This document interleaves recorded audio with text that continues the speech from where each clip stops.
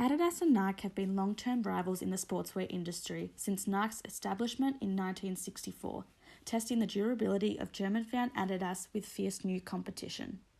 At a glance, and according to each company's annual report from the 16-17 financial year, Nike still holds the number one position in the market with a total revenue of $34.3 billion. However, Adidas have publicised their commitment for the dominant position with a mission to be the best sports company in the world and a staggering 16% year-on-year growth as opposed to Nike's 5.8% growth from the 16 financial year. From a SWOT analysis, Adidas's basic strategy can be derived. An overwhelming strength for the company is its diverse portfolio, of which in recent years has focused on its heritage and legacy with ranges such as Adidas Originals. With collaborations with designers such as Kanye West and Pharrell Williams, Adidas have branched into the athleisure sector, which plays to the casual and retro fashion style we are currently in, playing to their sweet spot. With the acquisition of Reebok and sponsoring major events and organisations such as FIFA, Adidas have shown major improvement for the dominant market position. On the downside, Adidas outsourced 99% of manufacturing to 296 independent manufacturing partners, which leave them open to supply dominancy as a result of bargaining power.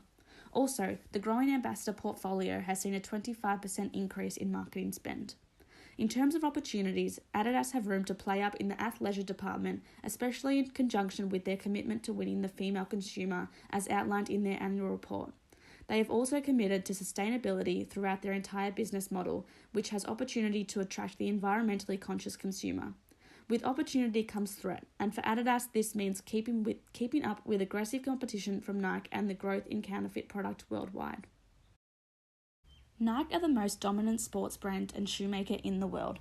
With a strong brand portfolio and the acquisition of Converse, which generated $2 billion in the last financial year, their multi-channel approach facilitates their success. Major celebrity endorsements keep their brand credible for consumers, and their premium pricing strategy builds loyalty. Like Adidas, Nike outsource every aspect of their manufacturing, with 127 footwear factories and 363 apparel factories worldwide. With their revenue dependent on the success of their footwear range, Adidas pose an even greater threat in recent years.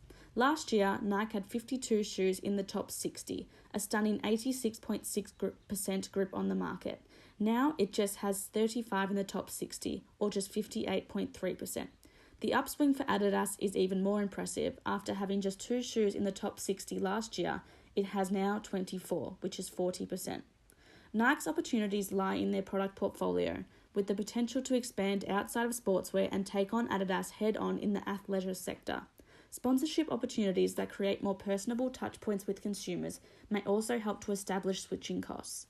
Nike's threats are similar to those of Adidas due to outsourcing manufacturing. On top of this, and as outlined in their annual report, Nike must perform to the market expectations or risk losing share to their aggressive competitors.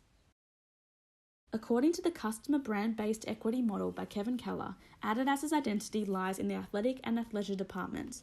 From a brand meaning perspective, their performance and imagery are positive, as they exhibit qualities such as accessibility of all products, versatility in their range, and responsiveness to the changing fashion and technological markets.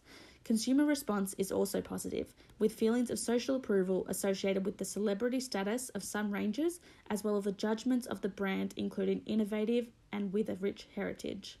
The relationship between Adidas and consumers is strong, with a substantial and loyal community following and high engagement across all sponsored events and social presence.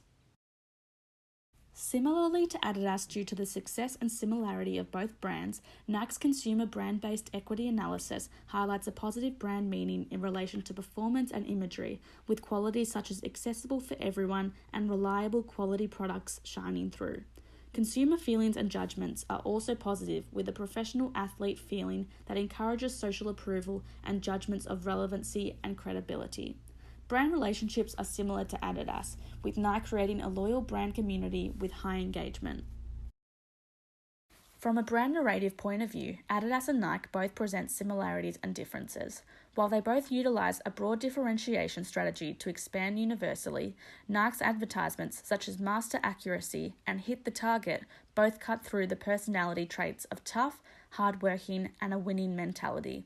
Alternatively, Adidas presents the traits of dedication, team spirit, and active participation, as evident through advertisements The Spare and The 12th Man. Each brand's sponsorship opportunities are a reflection of their brand's key messages to consumers. Adidas sponsoring major organisations and events to create personable touchpoints with consumers. On the other hand, Nike promote the most successful athletes of all time, building new product lines and marketing campaigns around these athletes, forging an attitude that is distinctly Nike: hardworking, competitive, and tough. Cross-culturally, both brands take a similar approach to diversify their key offerings between countries. For example, key visuals on their homepage are specific to the culture of both USA and China, as per the attached examples.